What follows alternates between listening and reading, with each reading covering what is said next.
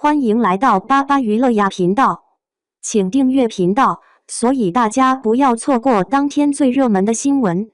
我们今天的时事通讯包括以下内容：2024待播剧排行，诚意新剧倒数，《肖战藏海传》第一太拉胯。备受瞩目的动画改编作品《狐妖小红娘》月红篇近日播出，然而其口碑与评价并未达到预期。主要争议点在于对原著剧情的大幅度改动以及过于突兀的感情发展，这使得月红篇陷入了舆论的漩涡。这一负面反响似乎也对同系列的其他作品，如竹叶篇和王权篇产生了连锁影响，网友们的期待值骤降。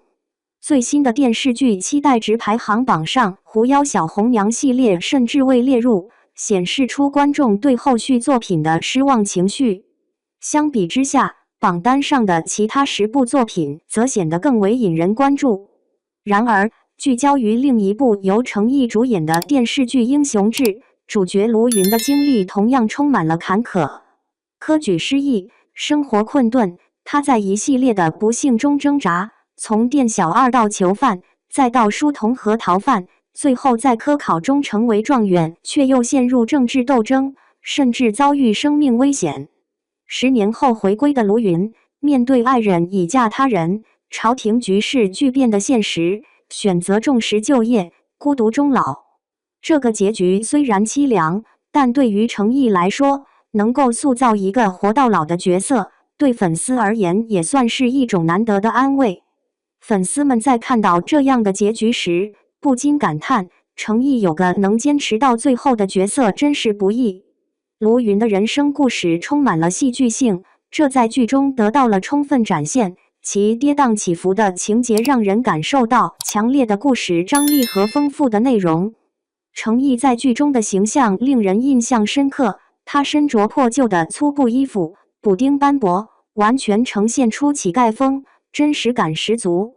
尽管程毅和李一桐的合作在剧中表现出色，完成了第2次合作，但遗憾的是，他们的爱情故事未能有个圆满结局，最终只能各自天涯。刘诗诗的首部大女主悬疑剧《掌心》的期待值之所以偏低，与一念关山的口碑不佳有着直接关联。剧集最初的定位与实际呈现的剧情走向之间存在较大偏差，让观众感到失望。掌心以朝廷命案为引子，主角叶平安成为嫌疑人的设定吸引了观众。大理寺成员少成因出身问题对叶平安充满偏见，试图利用他来提升自己的地位。叶平安的真实身份顾家灭门之女，以及他带着医术回京复仇的决心，使得剧情增添了复杂性和深度。虽然刘诗诗和窦骁之间的 CP 感不强，但观众更希望看到的是突破常规，避免落入恋爱剧情的老套之中。罗云熙的武侠作品《水龙吟》为了保持他的古装男神形象，不惜在色彩运用上大做文章，使整个剧集呈现出鲜明且绚丽的视觉效果。而罗云熙本人作为男主，更是成为剧组色彩搭配的一大焦点。从预告片中，罗云熙的多姿多彩造型与他棱角分明的侧脸形成鲜明对比，仿佛是服饰映衬出他的风采，而非他被服装所掩盖。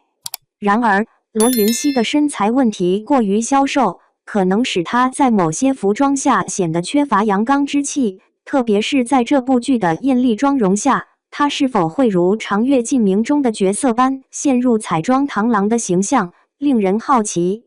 这部备受期待的新剧改编自热门小说，主角通过穿书体验改变了心机男配角的命运。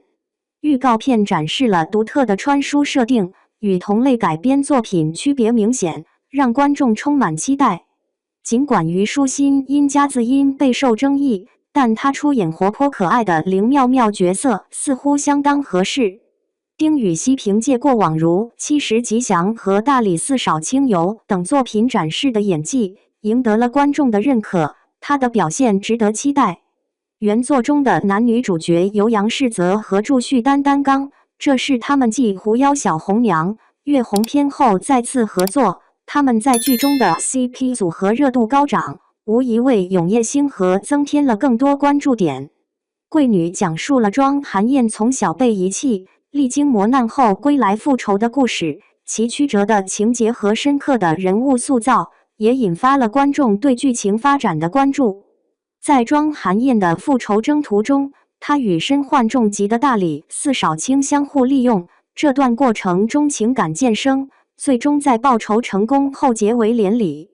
陈都灵凭借其温文尔雅的气质，完美诠释了这位大家闺秀。多年的女配角经历也让观众对她演技的认可度日益提升，人们对她在新剧《贵女》中的表现充满期待。贵女男主角则是新晋走红的演员，他在《与凤航》中饰演的莫方角色令人印象深刻。这部剧的新鲜组合，尤其是男女主角，让观众抱有很高的期待值。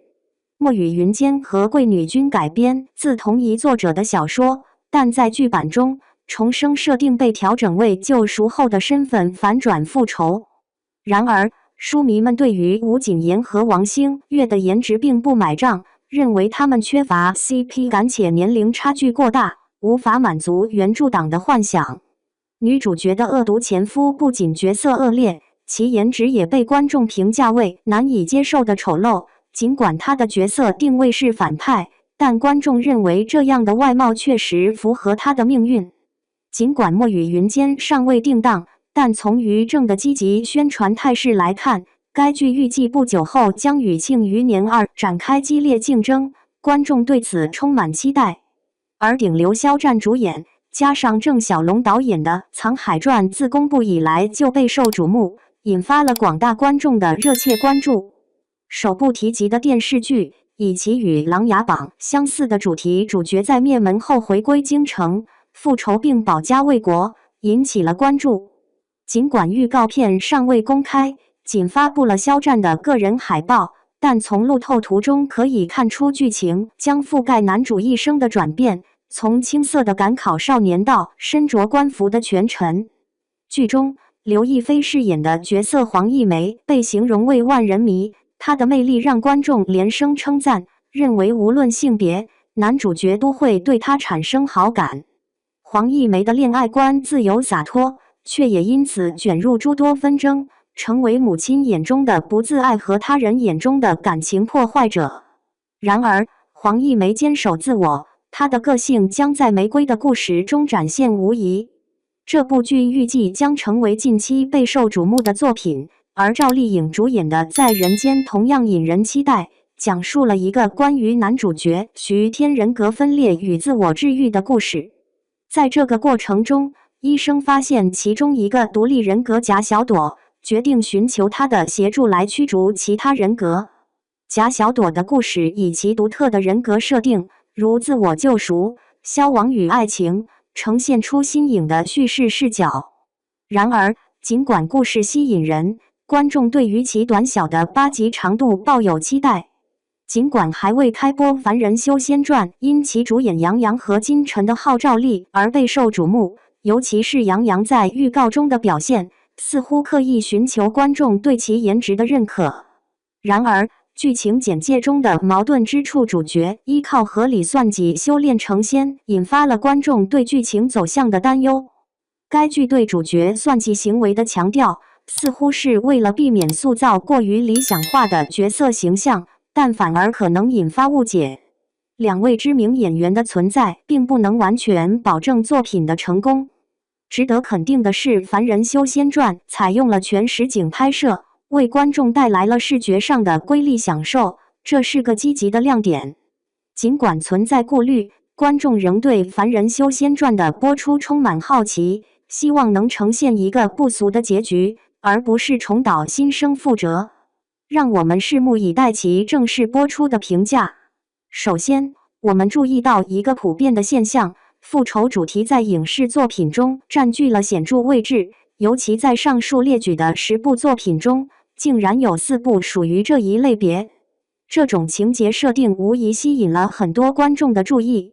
面对如此丰富的选择，不禁让人好奇，在这些风格迥异的作品中，哪一部能够引起你最深的兴趣和期待？